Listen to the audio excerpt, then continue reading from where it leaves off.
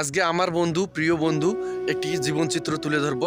আমার বন্ধু বিদেশ আসার আগে আমাকে না জানিয়ে সে বিদেশ কোনোভাবে কোনো দালালের মাধ্যমে চলে আসে, এজেন্সির মাধ্যমে চলে আসে। এজেন্সিওয়ালা বলে তোমাকে ড্রাইভিংয়ের কাজ দেবো, কোনো সমস্যা নাই। কিন্তু আমার বন্ধু এই বিদেশ আসার পর ওই এজেন্সিওয়ালার লোক দালাল থাকে এখানে, ওই দালালের চক্করে পড়ে এবং দালাল তাকে 15 দিন লাগায় আকামাকাট বাইর করে দিতে। আকামাকাট বাইর করে দেওয়ার পর তাকে কাজ খুঁজে দেওয়ার কথা বলে। কারণ তাকে বলে রাখি আমি, সে বাংলাদেশে কিন্তু ড্রাইভিং করতো, সৌদি আরবে এসে কিন্তু ড্রাইভিং করবে।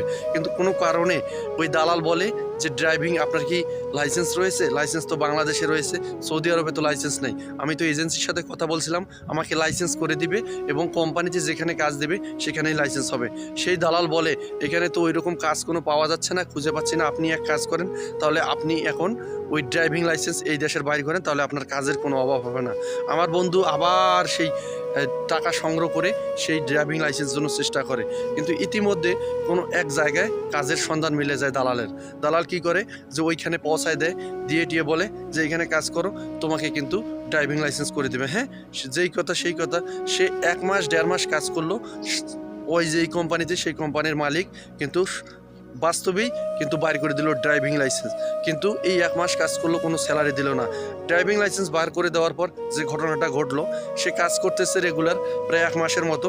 ইতিমধ্যে সেই কোম্পানির মধ্যে একটি সমস্যা হয়। কি সমস্যা? সেই সমস্যাটা হচ্ছে সেই কোম্পানির কিছু লোক টাকা নিয়ে পালায় যায়।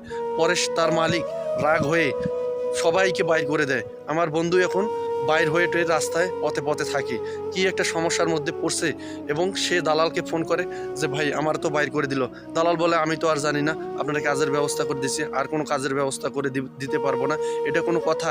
একজন মানুষ বিপদে পড়লো, আপনি এই প্রবাসে আসলেন, ওই এজেন্সিওয়ালাও এখন খবর নেয় না, দালালাও খবর নেয় না। তাই এইরকম যারা দালালের মাধ্যমে, এজেন্সির মাধ্যমে আসবেন বিদেশ বাড়িতে, আপনার পরিচিত কেউ নেই, থাকার মতো জায়গা নেই, কাজের ব্যবস্থা সঠিক নেই, কাজ খুঁজে দিবে, বাইর করে দিবে, এইরকম কাজে কখনো আসবেন না।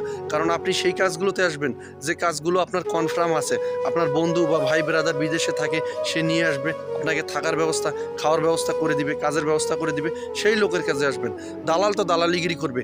দালালের কাছে আসলে আপনার কোনো গ্যারান্টি নেই যে দালালের কাছে আসার পর আমার বন্ধু এখন বিপদে পড়ে আছে। যে কোম্পানিতে কাজ ছিল সেই কোম্পানিতেও কাজ নেই, এখন যে কোম্পানিতে কাজ করে ওই কোম্পানিতে পাসপোর্টও নিয়ে নিছে। আচ্ছা, আপনারা ভালো না, আপনারা আমার টাকা চুরি করে খাইছেন, আপনাদের সম্ভব না, আপনাদের বাইর করে দিয়েছে।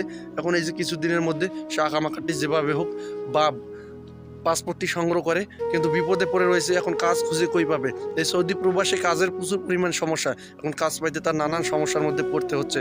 অবশ্যই আমি বলবো যারা বিদেশ আসবেন জেনে শুনে বুঝে এবং যারা পরিচিত আছে তাদের কাছে আসবেন।